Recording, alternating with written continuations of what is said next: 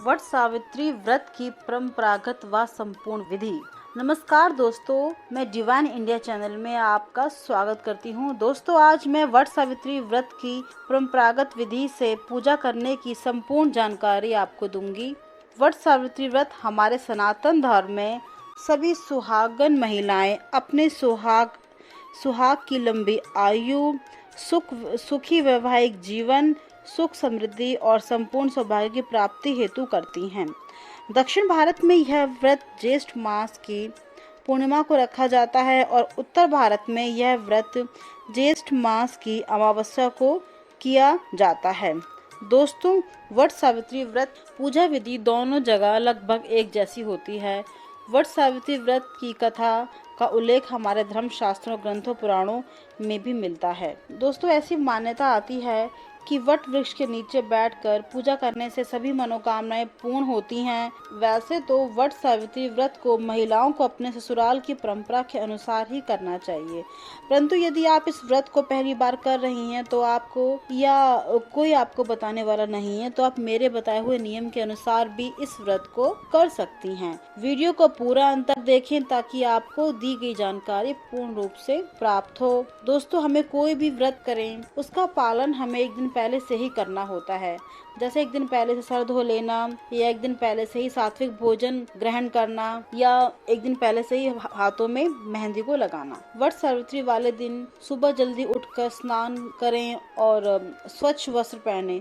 हो सके तो इस दिन लाल या पीली साड़ी पहने, 16 श्रृंगार करें, फिर अपनी सास के पैर छूकर व्रत की शुरुआत करें। जब भी हम कोई अच्छा काम करने जाते हैं तो हमें अपने बड़ों का आशीर्वाद लेना चाहिए।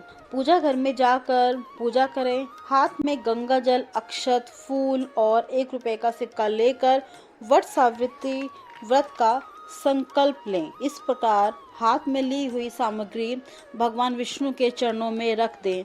दोस्तों, वट सावित्री व्रत की पूजा सुबह नहीं की जाती है, यह पूजा दिन में की जाती है। सबसे पहले आटे का एक बड़ा चौमुखा दिया तैयार करें। चावल का ऐपन तैयार करें।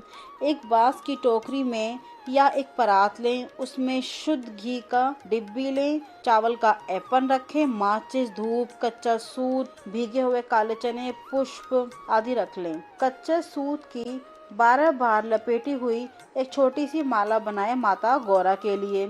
एक बड़ी माला जो 12 बार लपेटी गई हो, बड़ी माला बनाएं अपने लिए। और कच्चा सूत थोड़ी अधिक मात्रा में रखें जो वट वृक्ष के चारों ओर लपेटने के काम आए। प्रसाद के लिए 5 तरह के फल लें। यदि सामर्थ्य ना हो तो आप कोई 2 तरह के फल भी ले सकती हैं। 24 आटे की पूड़ियाँ, भीगे हुए काले चने, 24 बरगदा बनाएं। बरगदा या बरगद के फल बनाने के लिए दोस्तों आटे में गुड़ व थोड़ा घी डालकर गूंद लिया जाता है। फिर छोटी गोली बनाकर उसे तेल में तल लें और साथ साथ कोई मिठाई भी रख सकते हैं। इसके अलावा बांस का पंखा लें।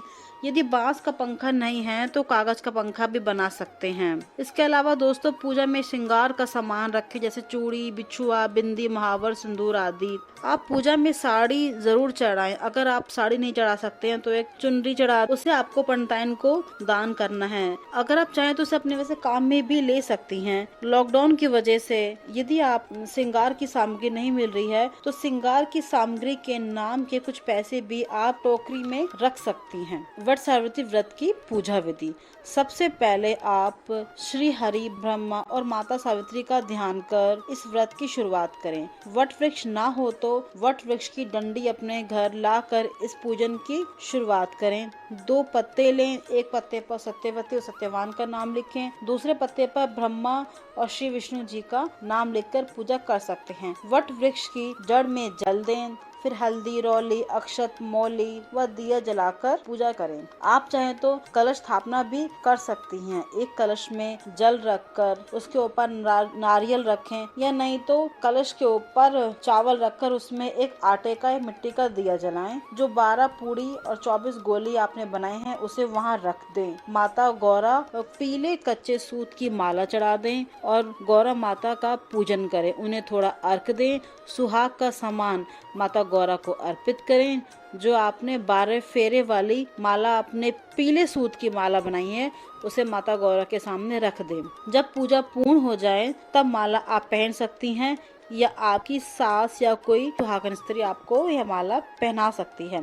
इसके बाद माता गौरा को 7 बार सिंदूर चढ़ाएं। इस दिन ऑरेंज रंग वाला सिंदूर चढ़ता है जो अति शुभ माना जाता है। वहाँ बैठकर कथा सुनते हैं।